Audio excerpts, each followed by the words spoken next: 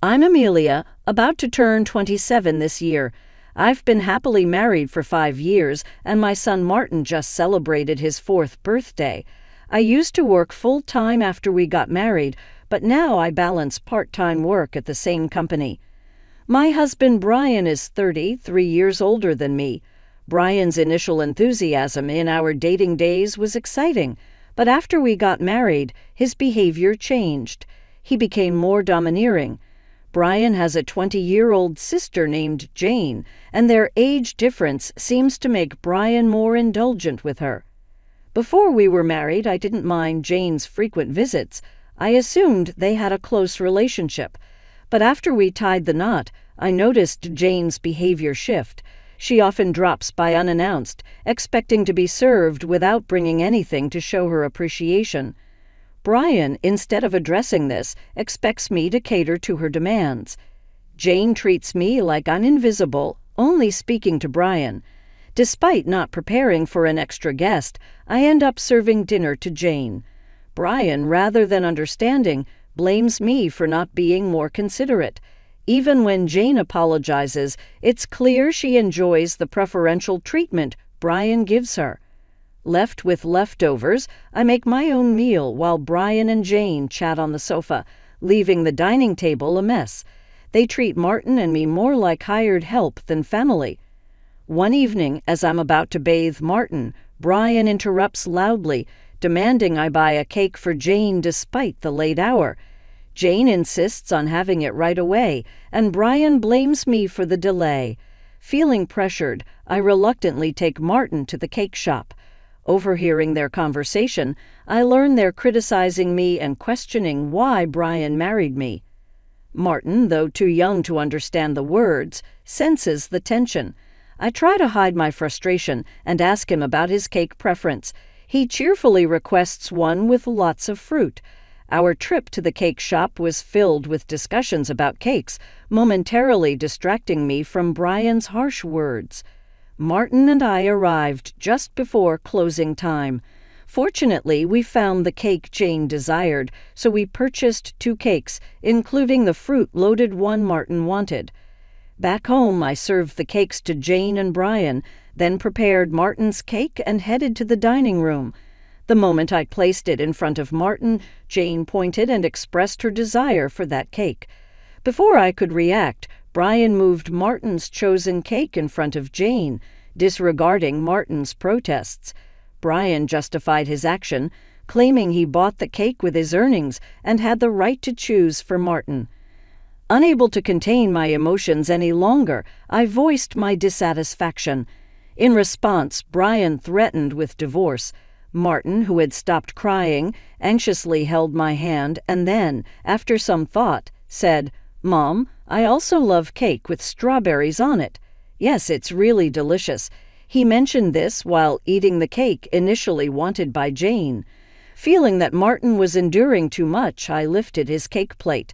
When I saw Jane reaching for it, I took Martin to the next room so he could enjoy his cake in peace. Brian apologized to Jane, claiming he was sorry for being stingy. Despite wanting to retort, I held back for Martin's sake. Watching Martin innocently enjoy his cake was a heartwarming sight. After finishing the cake, we decided to have a late bath and sleep in Martin's bed. The next morning, I discovered Jane had already left. As I prepared breakfast, I heard Martin crying. Shockingly, his piggy bank, a gift from my father, was broken and the saved money was gone. Martin, who always said goodnight to the piggy bank, was left heartbroken. When I questioned Brian about it, he casually mentioned that Jane needed some money, so she took it from the piggy bank. Holding a crying and shaking Martin, I felt his pain so acutely that I cried with him. It was painful to witness Brian prioritizing and caring for his sister more than our son. Expressing my anger and sadness, I confronted Brian, breaking my usual silence on arguments in front of Martin. Brian, without a word, went to the bedroom and returned with something shocking in hand: divorce papers. I discovered the hidden divorce papers that Brian had tucked away somewhere I didn't know. In a sudden burst, he confronted me, shoving the papers at me before storming out of the house with a loud bang. Martin, who had never cried over the issues with Brian and Jane, seemed to have reached his limit, crying since last night. Unable to bear seeing Martin so hurt, I suggested skipping daycare for the day, and he happily agreed with a loud yes, showing a faint smile. We spent the day playing and bonding, with Martin bringing a picture book from the shelf, sitting on my lap, and happily remarking, "The teacher at the nursery today was Mama, right? He looks like an angel." His little heart seemed filled with patience, and I decided to make the day special by taking a day off from work. Despite causing potential trouble at my workplace, they kindly understood the situation and granted me a day off. In the morning, we visited the park, played hide and seek, and had fun in the sandbox and on the slide. When we returned home for lunch, Martin appeared sleepy, usually napping by himself, but today he fell asleep on my lap, like when he was a baby. Though I initially thought of doing household chores during his nap, I decided that today was special. Instead, I allowed myself to be healed by his peaceful sleeping face and gentle breathing. However, my serene moment was abruptly interrupted by a noise from the entrance, indicating the front door had opened. As it wasn't Brian's usual time to come home, I became suspicious and quickly hid in the bedroom closet, clutching Martin. A voice echoed through the house, and to my surprise, it was Jane. Trembling with fear, I listened as she searched for something, expressing frustration over not finding it. Jane then made a phone call, mentioning Brian and discussing their unsuccessful search. After hearing her lock the front door and leave, I put Martin to bed and contemplated the strange events. I couldn't comprehend why Jane had entered the house and what they were looking for. Suddenly, Brian seemed like a stranger, and I felt a mix of disgust and fear towards him. Swiftly packing essentials for Martin and myself, we headed to the station and took a train to my parents' house. Fortunately, their home was nearby, just 2 stations away. Although I hadn't contacted them beforehand, my parents sensed something from my expression and welcomed us without asking questions. I shared the entire ordeal with them, including my fear of staying at our house due to Brian and Jane's actions. Upon hearing my mother's suggestion that Jane might have been looking for my belongings, possibly cash or cards, I recalled my past experience as a successful CEO in the handmade goods industry. I had entrusted the company to friends when I decided to prioritize raising my child after getting married. Although I still worked part-time and communicated with the company from home, Brian was unaware that I was still the CEO. I discovered the hidden divorce papers that Brian had tucked away, suspecting that he thought I had a decent amount of savings. While I've mentioned to him that I still receive some assistance from the company, I've deliberately kept the details about being the CEO and my savings private. This secrecy stems from realizing early in our marriage that Brian struggles with managing money and tends to spend everything he earns.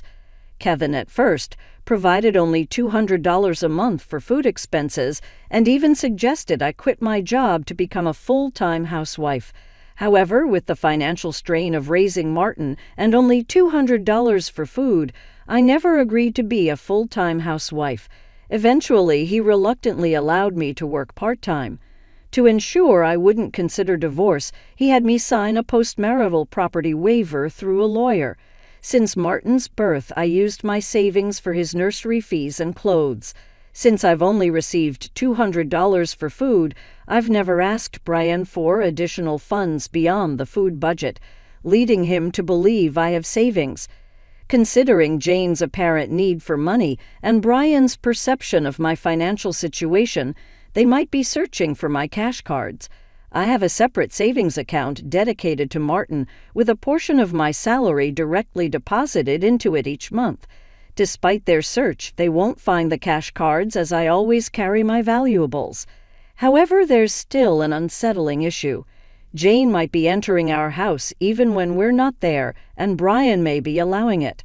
Following my father's advice, I decided to store my valuables including the cash cards, in my parents' safe. As I pondered their need for money, Martin approached my father, crying over his broken piggy bank and the shattered promise of saving up. My father, angered by Martin's story, vowed to call Kevin. My mother suggested finding out their purpose calmly, as Brian's mention of divorce might shift blame to us, making the divorce more favorable for him. To ascertain their purpose, I decided to record their conversation, consulting a lawyer who was a friend of my father's. Returning home, I began cooking dinner, keeping my phone screen down to record secretly. Brian arrived home, surprising me by immediately asking about my cash cards. When I questioned him, he gave vague answers, attempting to deceive me. When I remained silent, Brian grew agitated and demanded all my part-time money for his sister. Refusing, I explained it was for Martin's savings. In response, he angrily pushed the signed divorce papers toward me, declaring that I was living off his money and didn't need to save for Martin. He even uttered words implying he valued Jane more than our son. Hearing this, I stopped preparing the meal, put the divorce papers in my bag, took Martin's hand, and headed for the door. Kevin, in a loud voice, declared his serious intent for divorce, instructing me never to come back. I responded by stating I wouldn't return to a house where a stranger could come and go freely. After leaving, I received numerous messages and calls from Kevin, which I ignored. Turning off my phone, I sought refuge at my parents' house, sharing the recording and divorce papers with them. Although I confessed to having no love or affection for Kevin, I expressed concern for Martin. My parents advised me to do as I pleased, acknowledging the potential emotional impact on Martin if a divorce were to occur. While grappling with the decision to divorce Kevin, Martin expressed his hunger. My mother, seeing my distress, kindly made him hamburgers, his favorite dish. Overwhelmed with emotions, tears welled up in my eyes as my mother told Martin, with a warm smile, that she prepared the hamburgers so that he and I could visit whenever we wanted. Taking a bite, Martin exclaimed with joy, praising Gran's hamburgers and expressing a desire to eat them every day. I responded, saying it's because the hamburger contains the love I have for him. In a touching gesture, he took a big bite and offered it to me. Moved by Martin's kindness, my tears couldn't be held back, and even though I tried to stop them, they persisted. My father, noticing Martin's concern, reassured him that my tears were of happiness, not sadness. Hearing this, Martin, in a moment of understanding, hugged me, and my father's eyes turned bright red, realizing the blessing of being with family. I remarked to Martin that family is precious. Surprised, he questioned if Dad had mentioned that only Jane was family. My father gently confirmed it, but then asked Martin if he wanted to live with them as family. With a laugh, Martin happily agreed, making everyone smile. Naturally, despite contemplating divorce, the meal felt so happy that I finally decided to part ways with Kevin. I planned to inform Martin about it, and even though discussing it weighed heavily on my heart, Martin seemed to grasp the situation happily. He expressed the desire to live as a family, embracing the pet dog and calling him his younger brother, despite the dog being older. Preparations for the divorce began, starting with contacting a lawyer who was a friend of my father. The next day, we formalized the contract, and my father and Martin shared comforting laughter while I lay in bed reminiscing about my childhood. The following day, upon checking my smartphone, I found over 200 calls and messages from Kevin, showcasing his emotional instability. Exhausted, I turned off my phone and, with the lawyer's assistance, explained the situation to my parents. Jane had accumulated significant debt from a casino and shopping addiction, and Brian acted as her guarantor, planning to use my savings. The lawyer confirmed that the divorce papers had already been submitted, and Brian sobbed upon realizing it was finalized. Despite expecting disagreements about child support, he signed a pledge to pay $340 to Martin every month. In a subsequent call from Kevin, his tone lacked aggression, and he calmly admitted to financial manipulation and explained his complex feelings toward Jane. I firmly asserted my decision not to reconsider and heard his faint sobbing before he wished me happiness and hung up. Remaining strong until the end, I discussed future plans with my parents and decided to stay with them until Martin grows up. I resumed my role as a company president and later learned that Brian and Jane had informed their parents about the divorce and debt, resulting in dissownment. Today, I find happiness being with my family